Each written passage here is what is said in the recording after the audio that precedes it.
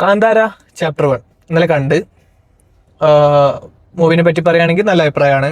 Visual effects, VFX, പിന്നെ നമ്മൾ കാണാത്ത പല രീതിയും സിനിമോട്ടോഗ്രാഫി ഒക്കെ അടിപൊളിയാണ്.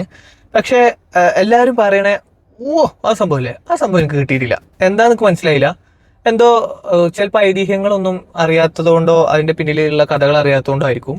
പക്ഷെ മൂവി തിയേറ്റർ എക്സ്പീരിയൻസ് ചെയ്യേണ്ട മൂവിയാണ്. അതിൻ്റെ വിഷ്വൽ എഫക്ട്സും ഋഷഭ് ഷെട്ടിയുടെ അഭിനയം, ഒരുപാട് കഥകളും കാടിൻ്റെ ഭാഗങ്ങളും ഒക്കെ വരുന്ന ഒരു സംഭവമാണ്. പക്ഷെ എക്സാക്ട്ലി എന്താണ് ഉദ്ദേശിക്കുന്നത് എന്നുള്ളതും ഇതിൻ്റെ കഥ എന്താണ്, അതിൻ്റെ ആദ്യത്തെ വെർഷനും ഇതും ഒക്കെ കൂടി കണക്ട് ചെയ്യുമ്പോൾ എന്തോ എനിക്ക് അങ്ങോട്ട് മനസ്സിലാവണില്ല. എൻ്റെ മാത്രം പ്രശ്നമാണോ? എൻ്റെ കൂടെ വന്ന എൻ്റെ അളി ഇന്നലെ എന്നോട് പറഞ്ഞു, എനിക്ക് പ്രായമായിട്ട് അല്ലെങ്കിൽ എനിക്ക് ഏജ് ആയിട്ട് തോന്നുന്നതാണോ, തന്ത വൈബ് ആയതാണോ എന്നുള്ള ലെവലിൽ. പക്ഷെ എന്താന്ന് മനസ്സിലായില്ല.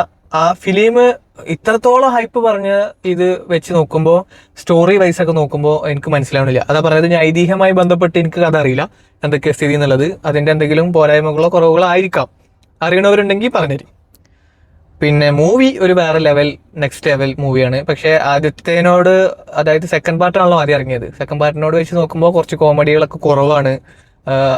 ഈ മൂവി ചാപ്റ്റർ 1 എനിക്ക് മുമ്പത്തെ മൂവിൻ്റെ ഇറങ്ങിയ മൂവിന് അത്രത്തോളം എൻ്റർടൈൻ ആയിട്ടില്ല മൂവി.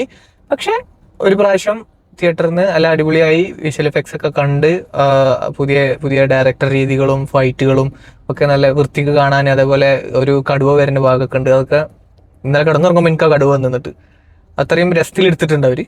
അപ്പോൾ എല്ലാവരും ഒന്ന് കാണുക, കണ്ടിട്ട് നിങ്ങളുടെ അഭിപ്രായങ്ങളൊന്ന് അറിയിക്കുക. എല്ലാവർക്കും ഇതേപോലെ കലങ്ങാത്ത പ്രശ്നമുണ്ടോ, അല്ല നിൻ്റെ പ്രശ്നമാണോ എന്നുള്ളത് ഒന്ന് കണ്ടിട്ട് എല്ലാവരും അഭിപ്രായം പറയാം.